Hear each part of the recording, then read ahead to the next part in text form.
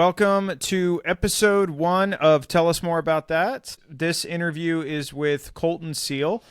We did this interview a few weeks back. It was an awesome conversation. Colton was retired or is retired from the FBI. Spent over 20 years with the FBI, and he walks through that career kind of progress during our conversation. But he had a very colorful history and career in a good way with the Bureau. So he starting all the way up in Alaska and then traveling, joining the FBI fly team and going all over the world. So we got into some of those really cool experiences. The guy's done and seen so many things. Yeah. We talked about, we get into dog mushing. We get into... Yeah, we did talk about dog mushing. We get into like mindfulness and emotional regulation. So it spans a lot of very important things. Yeah, and Colton, I've talked to Colton a decent number of times prior to this interview, and he ends up opening up and briefly touching on a really, I mean, probably the most difficult thing anyone can deal with, from a personal experience that he had. Really appreciate the level of honesty and vulnerability that he had with us during the conversation. Colton's subject matter expertise and what he does now, and we'll have all this in the show notes.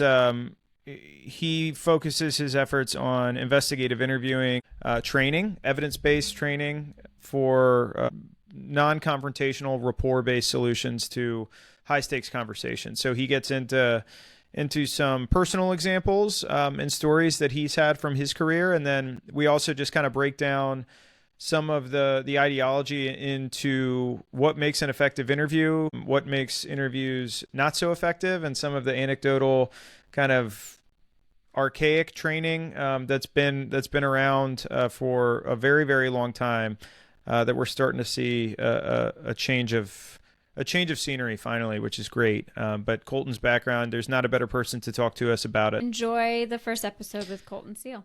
We've got Mr. Colton Seale. Colton, you can hear us all right? Yep, all good.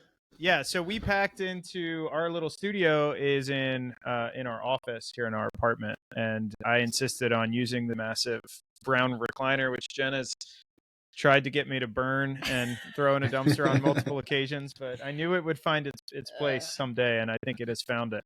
It's perfect. It's the one piece of furniture that I'm like, it's not coming with. And it's made its way everywhere. It's made its way everywhere, yes. I've got a similar one over in the corner of my office. So, well, welcome to the podcast. Thank you so much for taking time. I know you're an insanely busy person, and we're going to hear a lot more about that, I'm sure, as we go through. Some of the projects that you've been working on here recently are really exciting. But we've done some work together in the past, and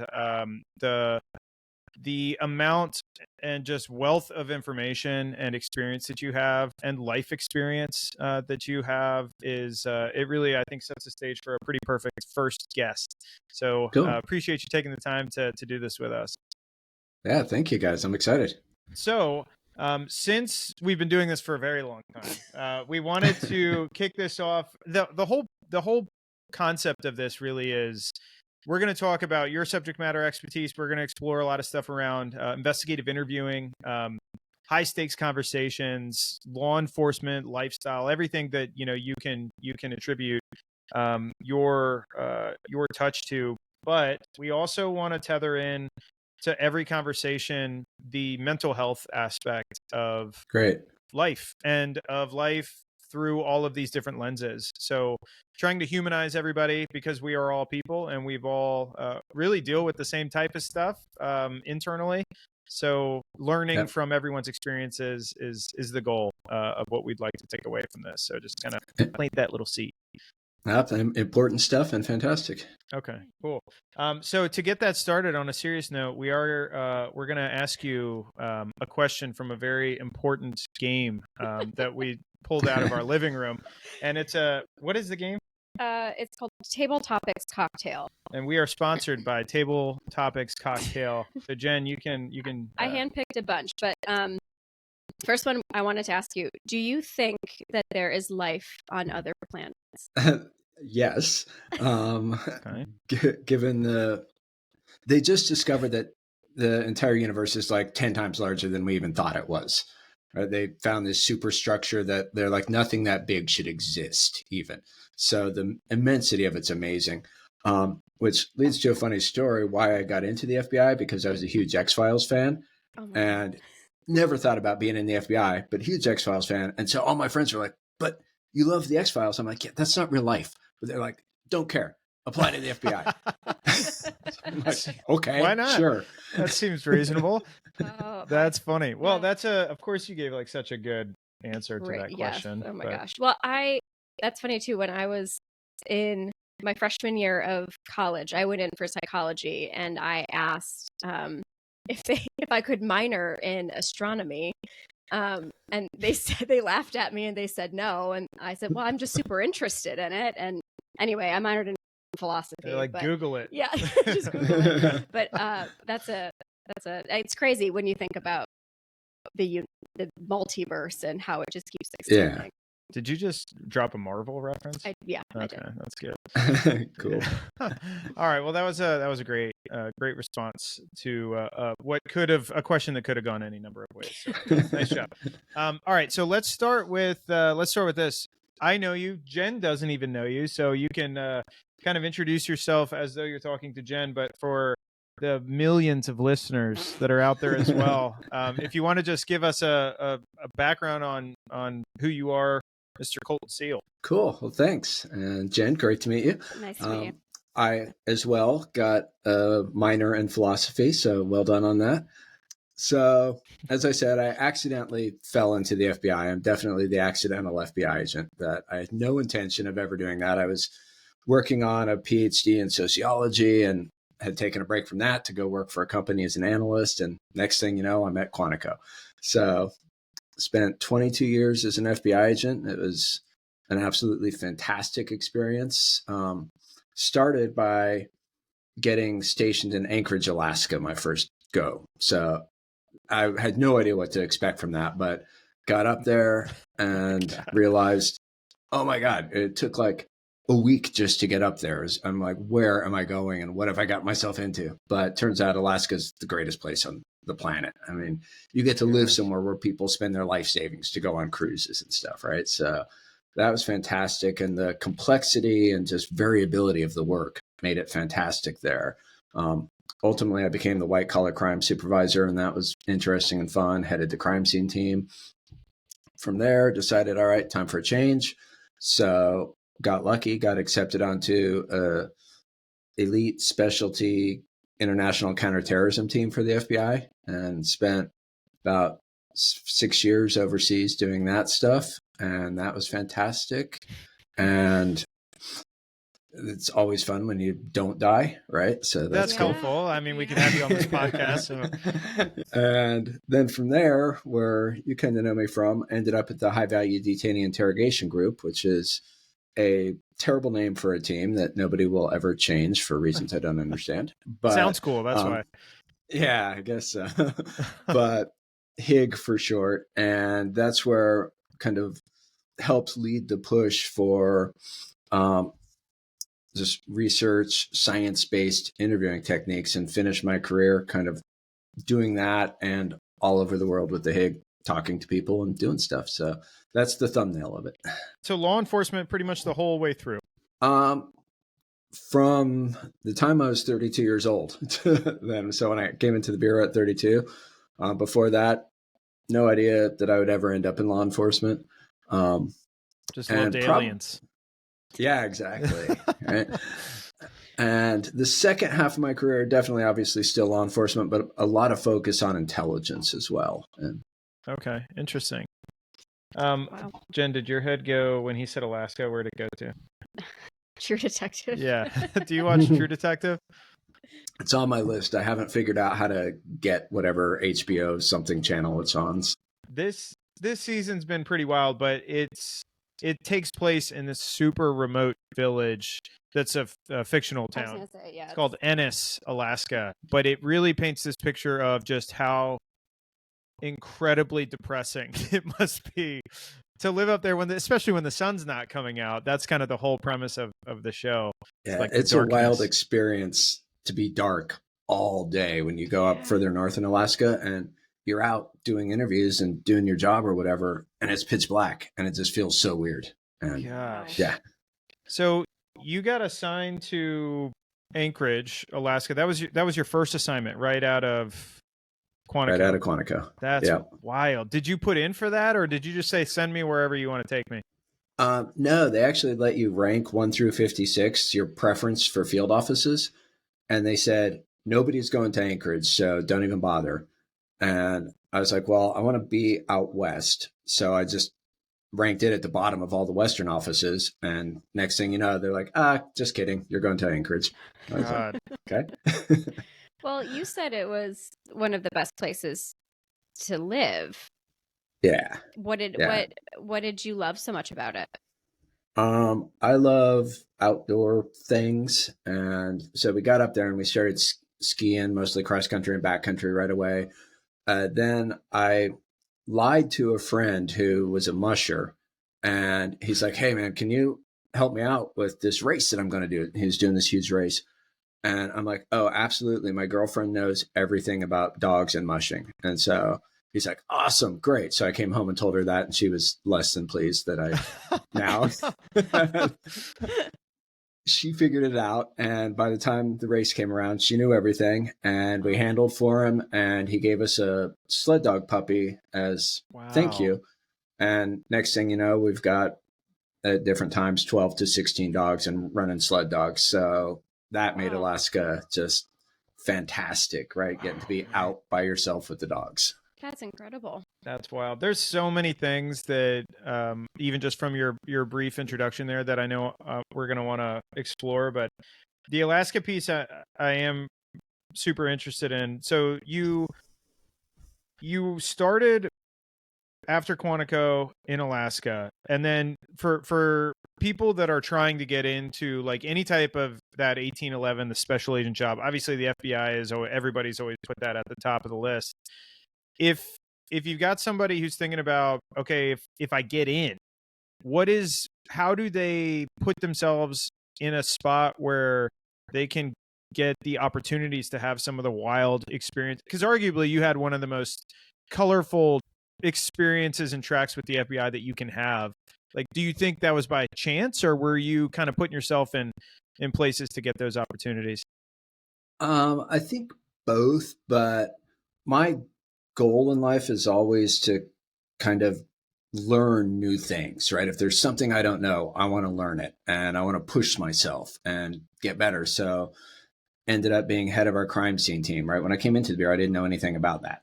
I also ended up on the hazmat team. I did kind of know about that stuff, but ended up on that. But those specialties, and then really trying on my own to figure out how do we better talk to other people, right? And do that, and just continually building what I was doing and trying to get better and trying to get better and trying to learn more, I think positioned me ultimately to be attractive to the teams I ended up on.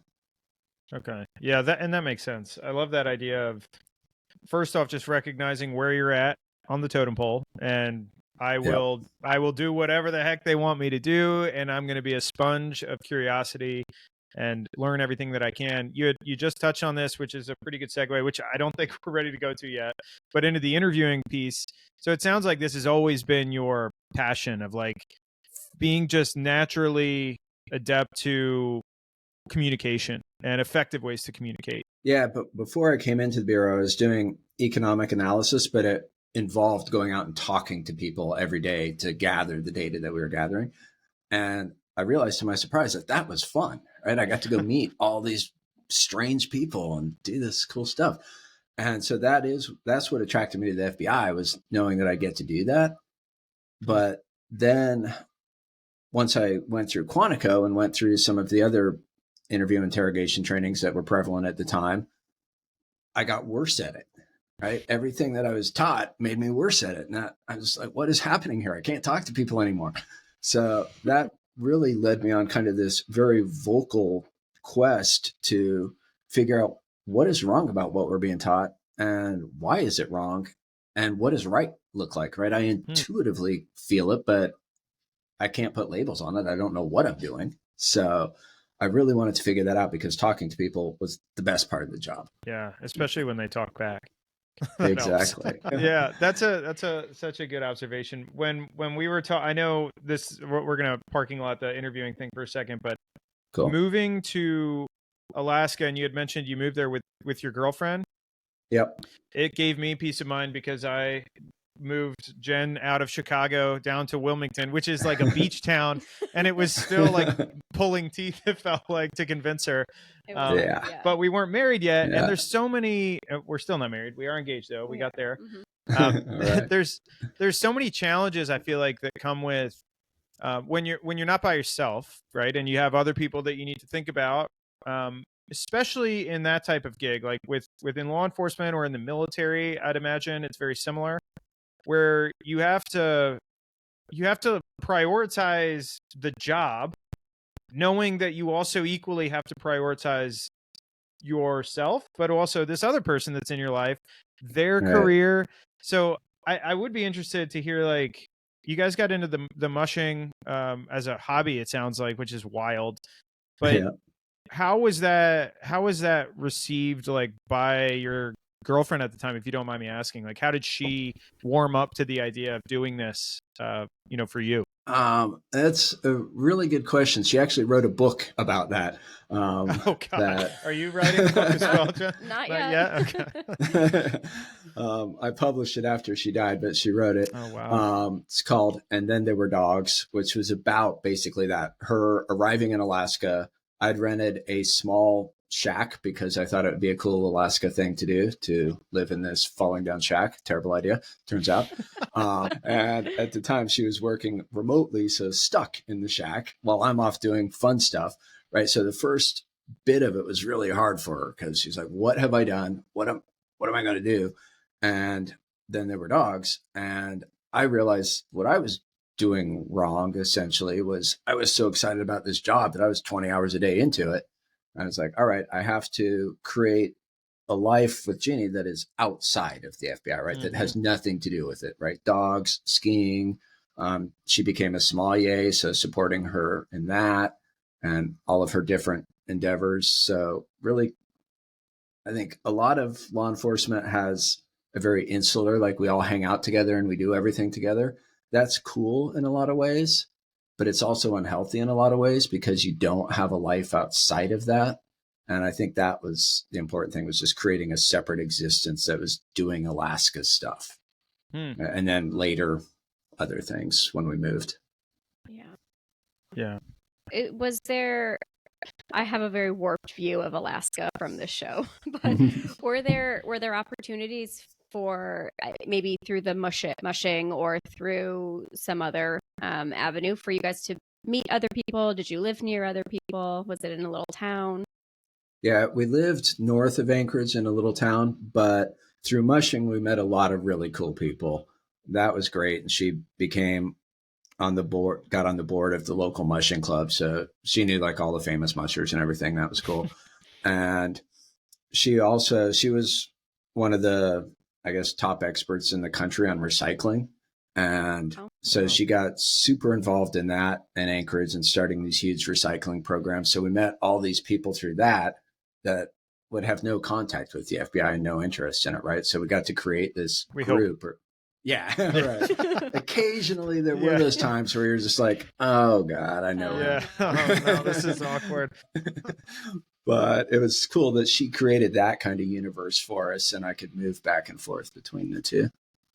That's awesome. Yeah, that's really cool. And I know we've talked about this before outside of this conversation, but I'm sorry to hear about your wife and her passing. And the story of that could be its own, and maybe will be its own podcast. The way that you talk about how it kind of the dogs, it sounds like, changed her life, and it changed both of your lives collectively. And then the whole story of how you finished the book, it's just the whole thing's amazing. So maybe that'll be a follow-up conversation, but awesome. thanks for broaching that here.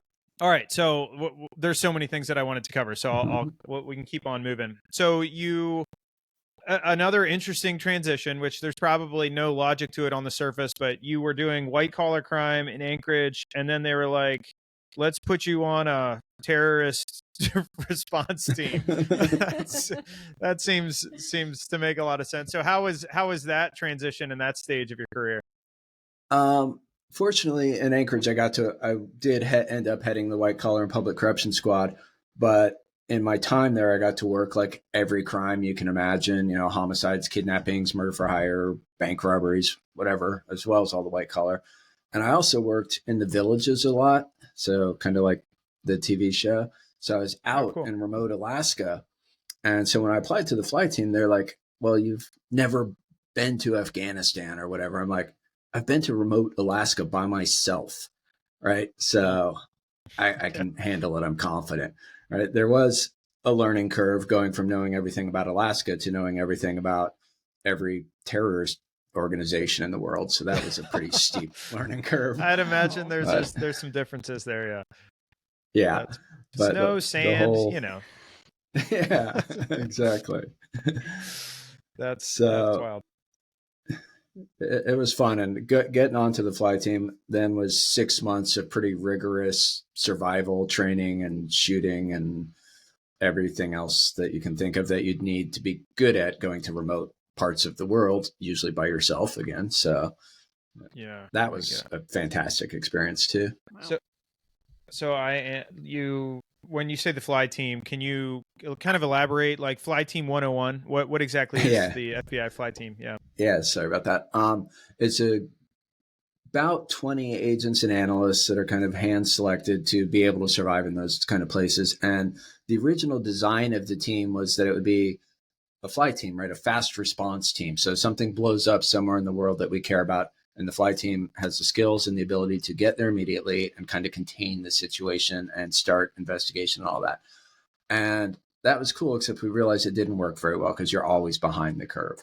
So what we ended up doing was saying, okay, what are the hot spots in the world that are kind of between the spaces of FBI cases and between the military, right? We didn't want to be on top of the military.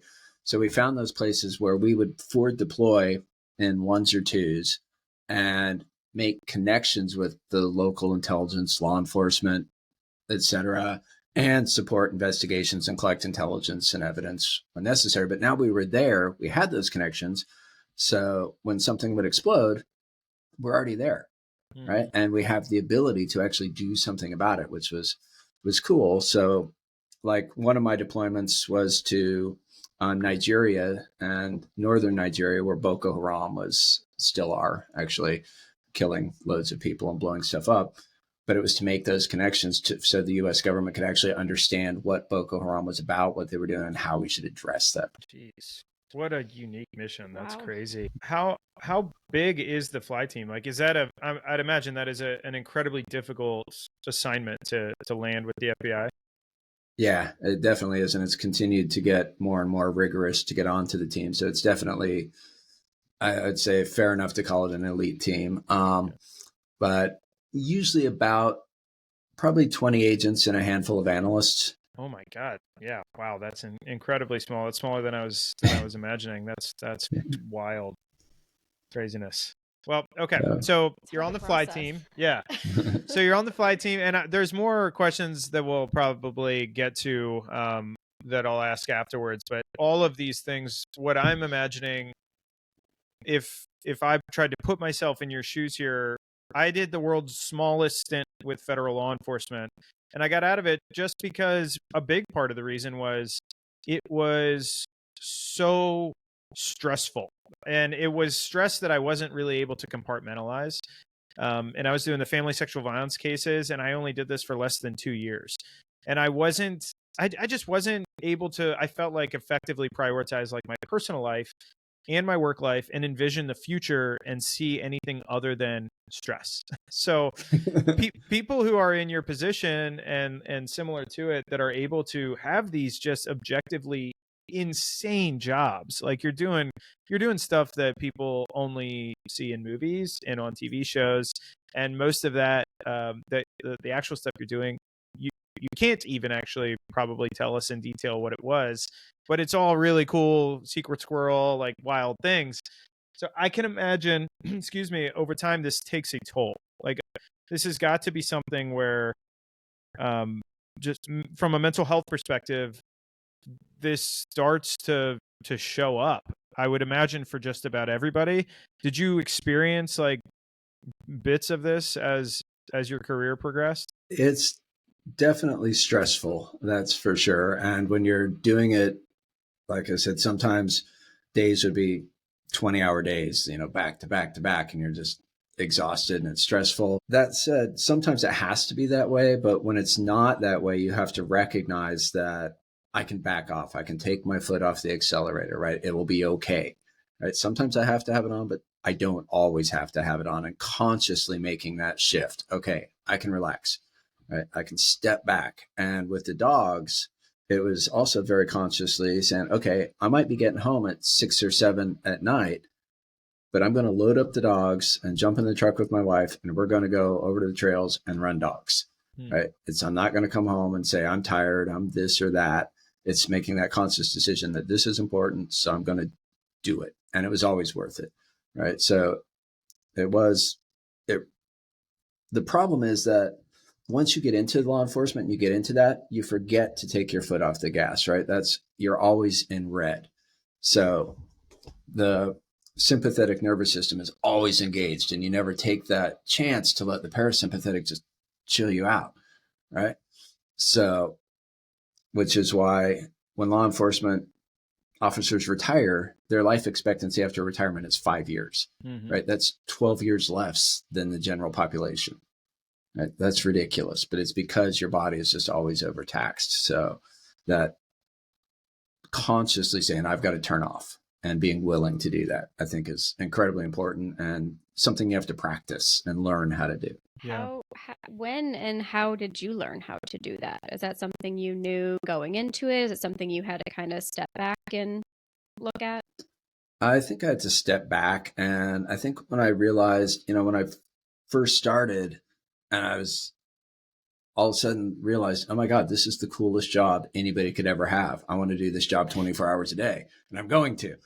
And then I realized, okay, this is having an effect on me, but more importantly, it's having an effect on my girlfriend, right? And she has moved up here with me, and I'm causing her life to be worse because of what I'm doing.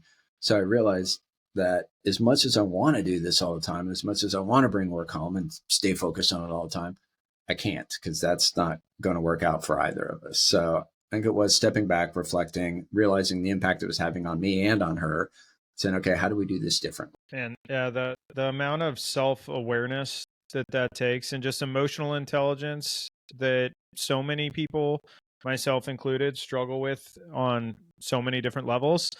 But I feel like what you touched on, the life expectancy within law enforcement, but it's also law enforcement and public service in general deal with very high rates of divorce and broken families. And a lot of that does stem from the same foundational issue of just ignoring themselves. And that has manifestations in every area and relationship in their lives. So kudos to you for recognizing that and leaning into your partner and making it work.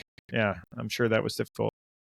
And she definitely supported me equally in allowing me to do some of the things that I did. So it was definitely, once we figured it out, it was a good partnership. Yeah. Do you think that the support, so you learned this, and you learned this because you had an incredible person to kind of take this journey with you and grow with you and figure this stuff out. Do you think that there was any intentional awareness or education or support that was provided to you in like during this journey within federal law enforcement? Like, did you get exposure to saying this shit's going to be hard, this is going to be taxing, and you need to make sure you invest in yourself to get through this? Like, was there any of that you can recall? At the beginning, definitely not like intentionally from the FBI or anybody like, we're going to help you with this. I think we had the employee, this EAP, whatever that is, employee assistance program or something. But I wouldn't even had known how to contact it if I wanted to, right? But there were older agents who pulled me aside. And it's funny, I was thinking about them. I'm like, yeah, they were older, but they're younger than I am now. So I guess they weren't as old as they seemed. It's all But relative. Yeah. but they would pull me aside and say, Colton, you've got to slow down, right? It's a marathon, not a sprint. And I was like, okay, great. Thanks for that. I'm going to continue sprinting for a while. But joining the fly team, man, I got to sprint. Yeah. But it was helpful advice. And that's where most of that came from, was guys who were, they're like, you don't want to end up like me. I'm burned out. I'm exhausted. And I'm at the end of my career and I don't like it anymore. And I did receive that message, right? It wasn't the one that I really wanted to hear, because I was like, hey, Yeah. But at the same time, I think it resonated, because at some point I was like, okay, part of me has to slow down. The FBI part doesn't have to, but Colton has to slow down. That makes sense. Yeah, God. Yeah, I like that too. And that's probably relevant to anybody in any role. Obviously, there's varying levels of severity with that. But I mean, Jen, even with like the type of Jen works in a public school, and every time she comes home, the stories and the stress and everyone just thinking that like the four walls of that elementary school are life.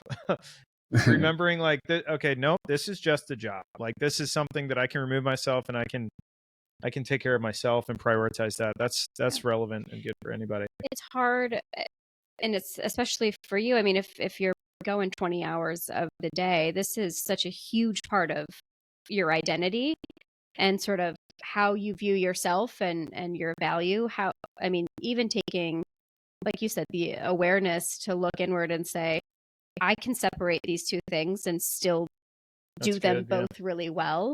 I struggle with that, and my job is, my jobs aren't nearly as high intensity as yours. But same question for you, Tony, that you had asked him, was when you were in any of your law enforcement jobs, did anyone tell you to slow down? Or no, that's actually why I asked.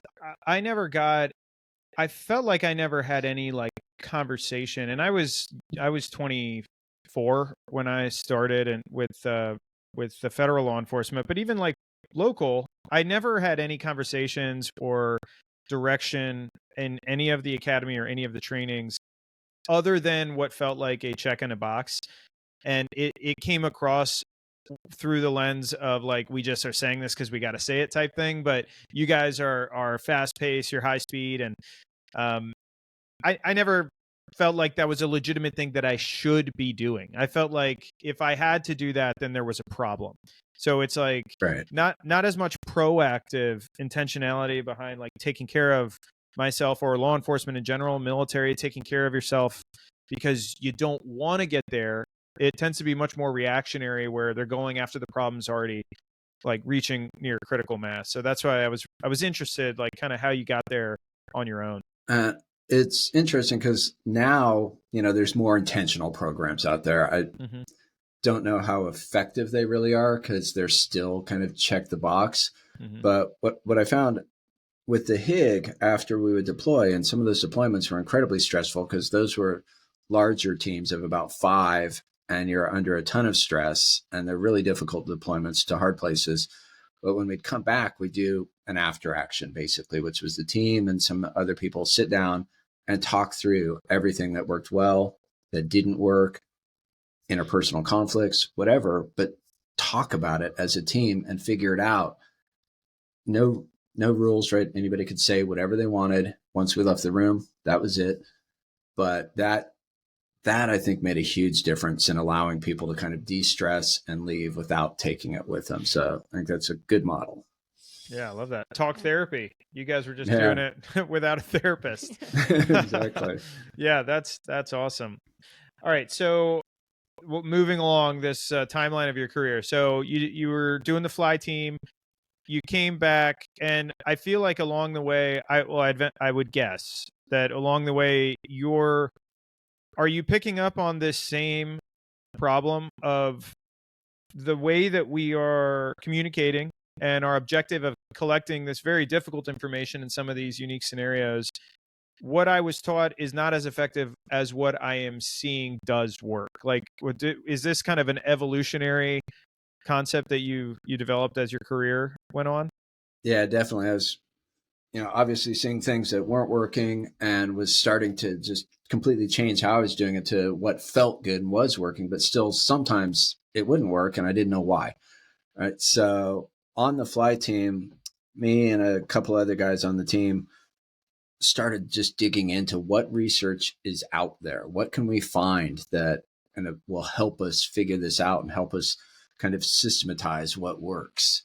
And while we were doing that kind of on our own, but kind of, like I said, doing it kind of loudly, so a lot of people knew that we were doing it, the HIG got formed in 2009. And kind of serendipity, two things. One, the HIG was, because at the time it's just a really small group, they were in the fly team space because they didn't have anywhere else to be. And there were some fly team guys who were leading the HIG, former fly team guys. So I got to know them. And then I can't remember what year, 2010, I think, a guy named Faisal Shahzad tried to blow up Times Square.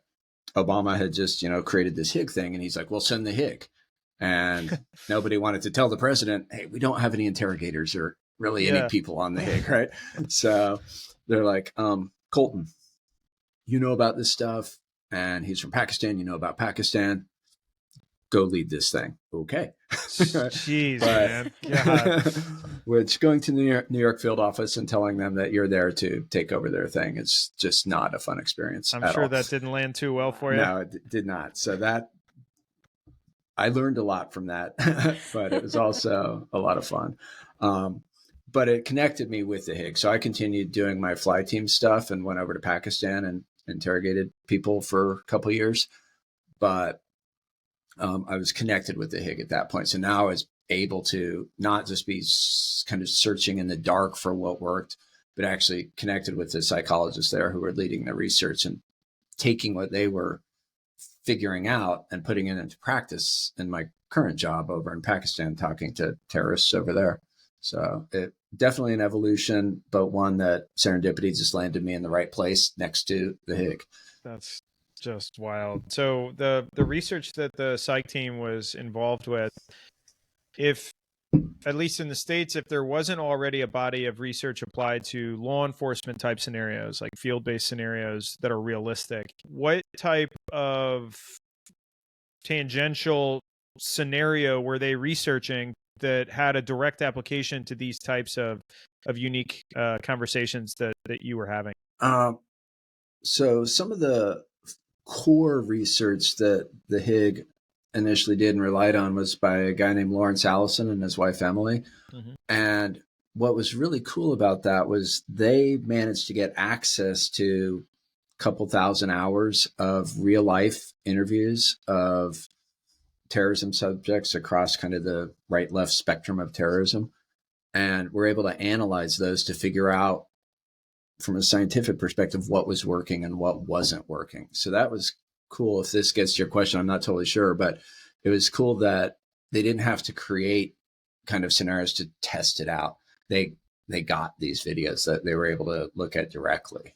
Okay, yeah, that does touch on it. The question may not have been asked very well, so I apologize for that. But what I was looking at is you've got a very unique venue that you're researching of how do we have these very, very specific types of very hard, high stakes conversations, but we don't really have much of a body of evidence to examine and research to figure out, well, then what is effective? Have you found that the just general human psychology and human behavior is relevant on a more universal level than a high value terrorist discussion, that the principles are really they work in nearly all settings? That's what I ultimately came back to, was realizing that all this stuff does work no matter who you're talking to. Yeah. Right. Initially, we were like, how do we talk to terrorists? And as I expanded the program, I was like, well, it's about talking to witnesses. It's about talking to victims. It's about talking to your friends, your spouse, whoever. Right. So yes, the general human psychology works across the board. Right. There's really no reason to believe that completely changing how you're dealing with a terrorist versus a normal person is going to suddenly make this terrorist want to talk to you.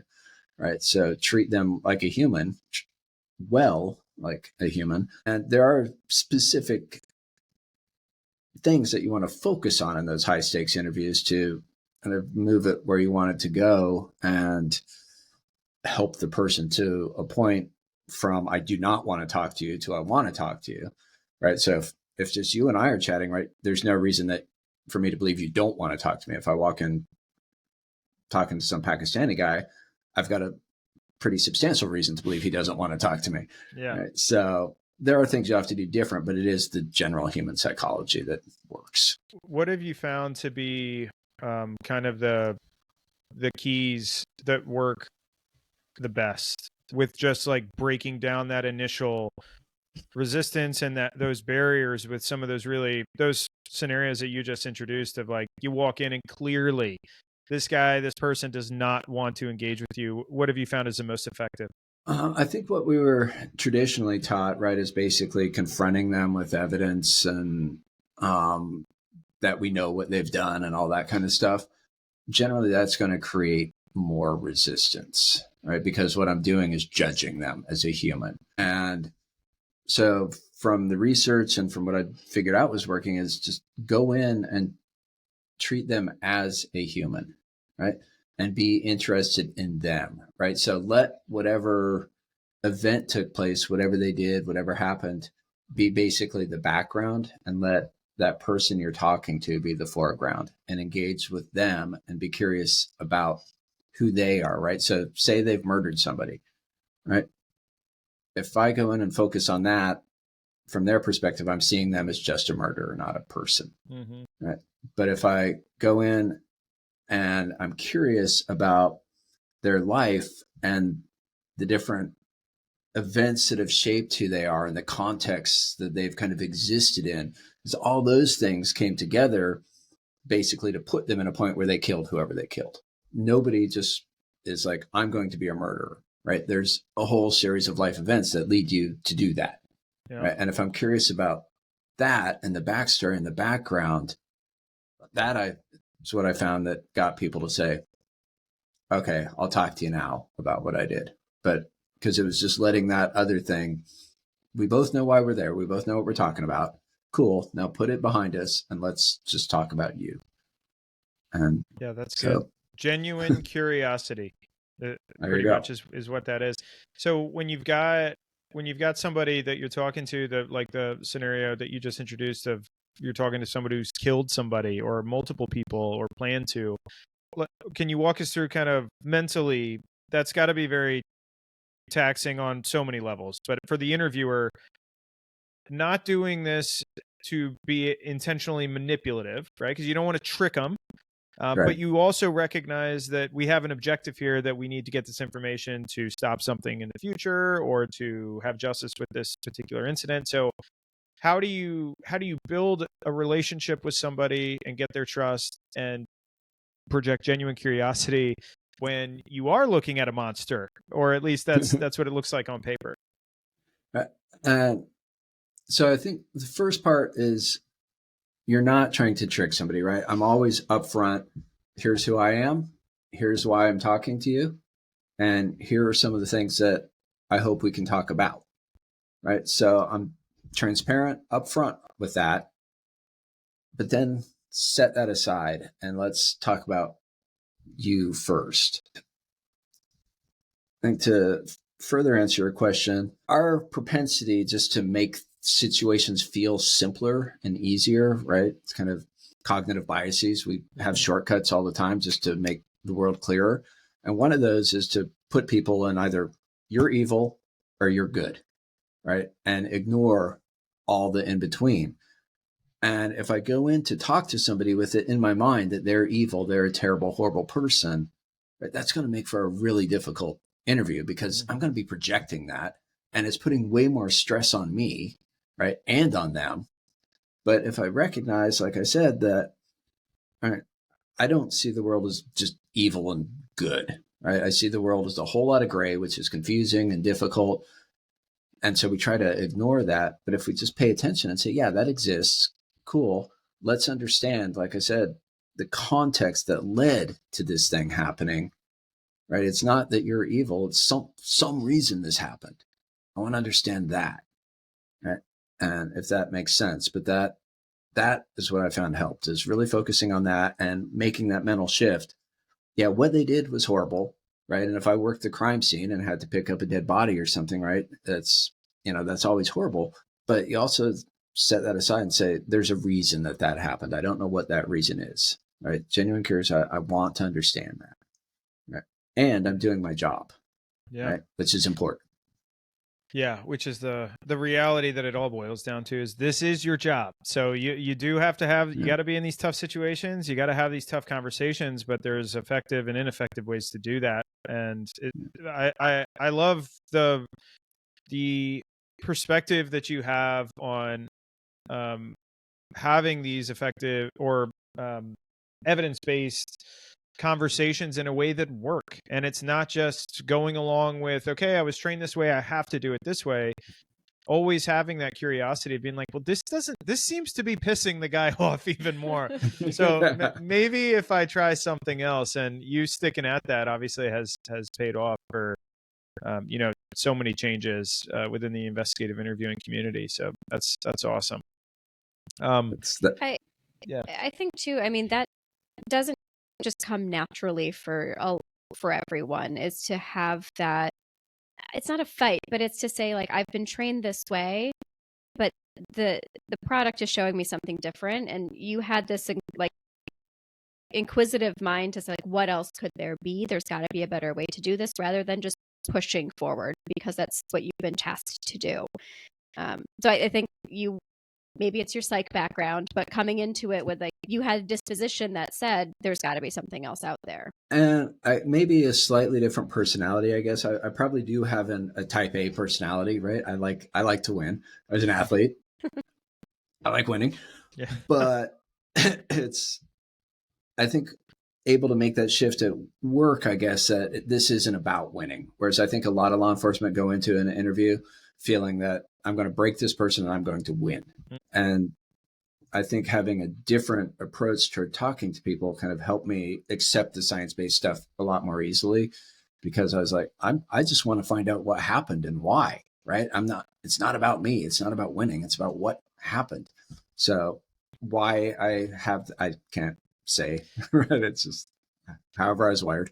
You just you tripped a nerve for me, because you said something that is near and dear for me as well, of treating the job in law enforcement like it's us versus them, and it's good guy versus bad guy, and I got to win, I got to beat them, I got to use all the techniques, tips, and tricks that I can do to get them to give me what I want or need to hear.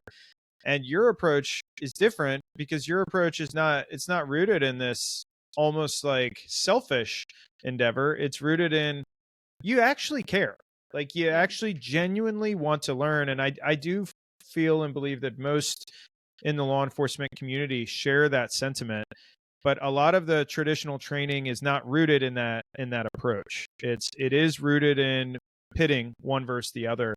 And obviously it's produced some results that are not as effective as they are if you go about it in this genuine, humane, relational type of approach. Yeah, it's interesting. I think when people just have a mind shift when they go into what they consider an interrogation, they set aside their normal personality. Like most FBI agents, most cops are really personable people because they genuinely care about their communities and everything else. And then all of a sudden they're like, oh, now I have to go interrogate this guy, so I've got to be this. Yeah. And it's like, no, you don't. Bring that person in this room with you, and you're going to have a much better result. And you're not going to get, a false confession or the other problems, right? Yeah. So, or just bad intelligence. Yeah. It's so funny. Or just a bad just a bad reputation, right? Like, what the general public sees of law enforcement for the most part is that persona. It's this badass, like dogmatic, like gotta get what I'm seeking after, and I'll get it by any means necessary. The reality, though, is that is not how most cops are. Most law enforcement they're in it for the right reasons. They are genuinely good, charismatic, sociable individuals, but the way it's put out there is I feel like the opposite. So your approach, and the approach that I feel like is really catching a lot of momentum now, fortunately, at least in the States, is let's just tap into what makes us good at our job in the first place, and that's just being people. That's being relational, right. And being good at warming up to people and getting them to warm up to us. And being able within that you'll have to have difficult conversations with people, right? It's never easy talking to someone why they blew up this marketplace or why they killed this girl or whatever, right? You're still having difficult conversations. So it's not just being nice, but it's how do you have those while being fair and transparent and direct with somebody, and so they know you're not trying to trick them. Yeah. And that's the challenge, I'm sure. And I would guess that, and you can obviously speak to this, but the overwhelming majority of people that you've talked to that have done terrible, heinous things, they didn't do them because they wanted to do a terrible and heinous thing in principle. They did them because they were responding to something else. And they believed what they were doing was a justified response to that problem. So you asking them and you genuinely wanting to learn what provoked, what was the motivator that put us here, I'm sure that creates a lot of runway to have an honest conversation. And it's exactly as you said, to them in that moment, that response, that action made sense. Mm-hmm. Right? It might not make sense to them now, later, and it probably doesn't make sense to me, but understanding what about it did make sense to them in that moment and why, which ties into taking the time to listen to them, right? What do they value? What do they care about? What do they believe? And digging into that before pushing on why did you kill her? Yeah. That's good. Well, I have one more question. Did you have anything else? No, it's just funny. I'm thinking about like second graders that I work with that make big rash decisions and like throw a chair through a window or something. And that's a strong second grader. Yes. But the sentiment is almost the same, as we have the same sort of follow-up conversations like that the structure, the transparency, the if this then that. I mean, it's all there. And whether it's a terrorist or a strong second grader, there's always reasoning, whether they are aware of it at the time or not, but you're having those conversations of reflection and history. Yep. And you're getting information all the same. It's interesting. And it's funny, like the feeling of autonomy within a situation, right? That you have some sense of control is really important dealing with bad guys. But a lot of the original research that was done on that was with like second graders, and how even at that age, that need for a sense of agency or autonomy is so important. So you bring that into the conversation as well. So works with second graders too. It's that when I feel like anytime I talk about this with anybody, it feels so simple. Like, and I know it's not, and I can't even imagine having the conversations that you've had with some of the people that you've talked to. But the fundamental aspect of just learning, why did somebody do what they did? There's always a reason. There's always a trigger. There's a motivator behind the final outcome. And whether it's a husband who cheats on his wife, if it's a member of leadership in a company who's stealing from the organization, if it's someone who is going to blow up the World Trade Center, talking to them about what they did or were going to do is not going to be effective. Clearly, that's going to make them scared, shut down, shameful, whatever else. But learning from a genuine perspective and asking why, how did we get here? And giving them the runway to actually talk about that. I mean, it's so incredibly powerful. And I think it's doing it genuinely is the hard part, right? Like, I don't know if you remember Jodi Arias. She killed her boyfriend, Travis, kind of very violently. A wild case, if you watch those interviews, which don't work out very well in the end, it's the interviewer is making an attempt to understand Jodi, but it's very obvious that he's just doing that to manipulate her into saying, yes, I was jealous, so therefore I killed him. Mm-hmm. Right. So even though one way you can look at, maybe he's kind of doing the right thing, but it's so transparent that he's doing it to manipulate her into saying something. And then at some point he finally just says, well, it's because you killed him. Yeah. Right. So it's like, no, wrong way about this. But so it's, how do you do it genuinely without trying to manipulate someone?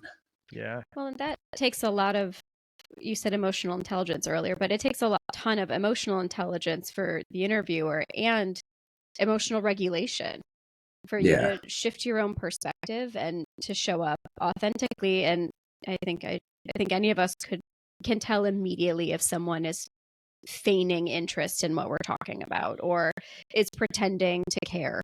And that, like you said, is so transparent. And I think we forget that sometimes. And that's a great point with the emotional regulation, because it ties back to the mental health piece. And so I think mindfulness meditation is something that every law enforcement officer should really learn and practice, because it does allow you to approach stressful situations with that emotional regulation, right? And to be able to shift perspective and see it from another point of view, right? So old style interviewing was always about our point of view, our interest, right? Now we've shifted that to being able to see it from their point of view. But I think you can only get there through intentional things like mindful meditation and the like. So I plug for that. No, that's so that you just triggered another question, but the mindful approach to it and having like the being able to ground yourself in an interview and stop yourself from going down this rabbit hole. What are some effective strategies that you've done? Because I think it's got to be much more difficult in the interview, right? Well, like you recognize it and you need to take a couple seconds to refresh. What are some things you've done that have been effective to help you with that? Beyond the mindfulness, with the fly team and the HIG. So the fly team, I was doing a lot of interrogations as well, but with a ton of them. But with the HIG, we'd also do this. We'd practice beforehand, right? So if I just sit back and envision how I'm going to respond when somebody says something to me, I'm doing that in the comfort of my office, right? So I don't have that feeling of intensity. How am I really going to respond? So we would, before going out and doing an interview, I would sit down and have somebody role play the subject, and they would yell at me. They'd be tough. They'd be harsh, right? So I was able to practice. How am I going to deal with this? So they'd role play the person, how this person will respond. How am I going to deal with that? And how am I going to internally deal with it? What am I going to say when they tell me to F off or whatever, right? How am I going to respond to that and keep the conversation moving forward versus getting pissed off and stopping the conversation, right? So that to me was the biggest thing, of which I think is different than, because most interviewers tend to think, I've got it, I'm good at this, it'll be fine, right? But you haven't taken into account how you're going to respond when things get tough. So really practicing that before you go into that room makes a huge difference. Yeah, I love that. Getting yourself kind of prepped for it. So there's always going to be surprises, but there's not as many. Yeah. Yeah. So you predict, if I say, this is what we need to talk about, I'm going to predict how they're going to respond to that. Okay, fine. Or wrong guy. It's not me. F off. Right. How am I going to respond to those two different things, right? To keep it moving forward and having that planned and ready, right? There's going to be a million other variables, but now I at least have a place to adjust from, right? I'm not just winging it. I love that. What is just a quick example when we talk about mindfulness and the reality of doing that during an actual interview may seem unrealistic to some people, of like, well, I'm in the middle of a conversation. Yeah. How am I supposed to like ground myself? Like, can you give an example of what that may look like in real time? So practicing it, like I've lived in the forest. So my mindfulness meditation is picking a tree, focusing on it. And every time some random thought comes into my mind, just shove it aside and go back to focusing on the tree. Right. So then when I'm in an interview, I've already practiced that. So when somebody says something and that angry thought comes into my mind, like I had one guy tell me once, well, I killed her because it was fun and I felt like it. And, my first response is, do you mean it was fun? Right? What is wrong with you? You're a monster. Right. So that thought comes into my mind. I'm like, okay, that's not going to be a helpful response. So cool. That came up. Let it go.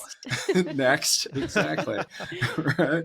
And when you train yourself, I guess then your subconscious is generating that right response, right? Your system too is coming up with, or your system one, sorry, is coming up with that response, and just clear the space for the right response to come up and trust that that is going to happen. So when you're in that moment, you're not like, oh my God, I have no idea what to say. You're like, I do know what to say. It'll be here in 1/10 of a second. Cool. There we go. Got it. I love that. And no one's pushing. Like, you're the one driving the car here. So taking 1/10 of a second to Yep. not put your foot in your mouth is definitely a well-placed investment. Yep. Yeah, I love that. And it's practice too. Like I what you said about you've done this when you lived in Alaska, and you trained yourself on focusing on the tree and pushing the other thoughts aside. If you don't practice outside of the interview room and you just say, okay, I'll emotionally regulate if I get in the position when I need to, but you've never practiced, you're not going to. You're going to tell the guy he's a monster. Yeah. Yeah. Yeah. It's such a great point. This is literally a conversation we had yesterday. Yeah. I'm thinking like, man, I hope Jen's taking some notes here. I am. No, just That's funny. not entirely accurate. But I do like all of these concepts, different applications, but it's dealing with people. Like, how do you treat people with respect? How do you get people to not respond emotionally, to respond more rational, so that you can have a productive exchange? Like, no matter what the context, that is literally the chemistry of it's all the same. Yeah. And if I don't respond to them angrily, right, they may be angry, but you can't sustain that when you don't have something fueling that fire. Right. So gradually it'll come down if I just let it versus make it worse. Spot on. Great. Yeah. So I'll leave it with this. I know that you've been in the interviewing space now for a while, and now you've jumped into it more directly, right? Can you tell us a little bit about you have a consulting company and what type of work you guys are doing and how people can get in touch with you? Yeah. So started a company, Pyxis Academy. Pyxis is a Southern Hemisphere constellation that used to be used by mariners as a compass, basically a guide. So I loved that because I'm not telling you more astronomy. More astronomy. There we go. But I love the compass idea because I'm not telling you exactly what you have to do, because good interviewing is going to look different for you than it looks for me, because we're two different people. Right? I'm just helping you find you to the place that works best for you within the confines of the science. So Pyxis Academy, www.pyxisacademy.com, all that. We'll plug that too. We'll drop it. Cool. So I am doing a lot of work in the interviewing area still. Actually going down to the Hig next week to run a class down there on memory and interviewing and how those two things kind of interplay and how we can help people remember things better and the like. That's awesome. But within interviewing, I've still a lot of subject interviewing, but really focusing as well on victim and witness interviews, because I think that space has been kind of forgotten about. We're just like, yeah, just go talk to them and get the information you need. Mm-hmm. Right. But again, they're humans. Everybody has some reason they might not want to talk to us or they're going to be embarrassed about. So you need to approach them carefully, even though we see them sometimes as just sources of information. And then I'm also doing a really cool thing from my perspective anyway. I was asked, I can't really say by who or what the purpose is, but to look at how we're training intelligence analysis. Does it rhyme with Schmo Schmeiden? It's close. But it's interesting that the people who have asked me have been intricately involved in intelligence analysis for the last several decades. And they're like, we're not doing this right. And we need you to help us develop a whole new program to do analysis better. And I was like, okay, why me? Wild. I don't know. But I'm still a little curious about that. I'm like, you guys do realize I was an FBI agent, right? But it's been a wild, awesome ride for the last couple months, really looking at that side of it as well. Because to me, the interviewing and interrogation and the intelligence side, they're hand in hand, because a lot of people we're interviewing feeds into that intelligence. Mm-hmm. So now how do we do both sides better? It's kind of been cool to me to get to add that in and do something really unique and different. That's amazing. Yeah. Yeah, and that'll have a huge footprint. I'm sure that's going to touch tons of people in the Intel community. Is that blending right into their training, like their official training model? Ultimately, that's one of the hopes. Yeah. That's awesome, man. Well, congrats on being tapped to do that type of projects. That's exciting. Yeah. Very cool. Well, So, I think that's all the. I mean, we could ask We could talk many forever, more yeah. questions, but I think cool. I will say one thing just to wrap it up. We've been talking a lot about law enforcement and all that, but all of this relates to not only talking to each other and everything, but like corporations, right? If you want to have an effective, productive corporate culture, that is all founded upon how we talk to each other. Mm-hmm. Right. And so I think it's really important in that realm as well. So I'm working on expanding it into that also, because I think it's super important. Yeah, that's such a good point. I think there's been an appetite for training people in private sector on how to have more effective conversations. I do think the objective for like what would be defined as an effective conversation was still pretty siloed to like more accusatory type conversations of getting them to give information so that you could make an employment decision to separate them. In reality, Right. there's a lot more going on with conversations and communication within the corporate realm. So all of those techniques, I'm sure, direct application. Totally. That's awesome. Cool. So one-stop shop then for Colton Seale. Very cool. There you go. Yeah, good to know. All right, man. Well, we really, really appreciate it. We may do a round 2 and just talk about your dog mushing and There we go. your astronomy prowess. But yeah, this has been awesome. So appreciate the time, and we will catch up soon. Cool. Thank you guys. Appreciate it. Thanks for joining us on another episode of Tell Us More About That. Don't forget to subscribe on whatever platform it is that you're listening to us on, and also leave us a rating and review. If you have any topics you would like us to consider, if you have any feedback or commentary, only if it's positive, please visit www.tellusmoreaboutthat.com. Thanks again for joining in, and we will see you next time. See ya.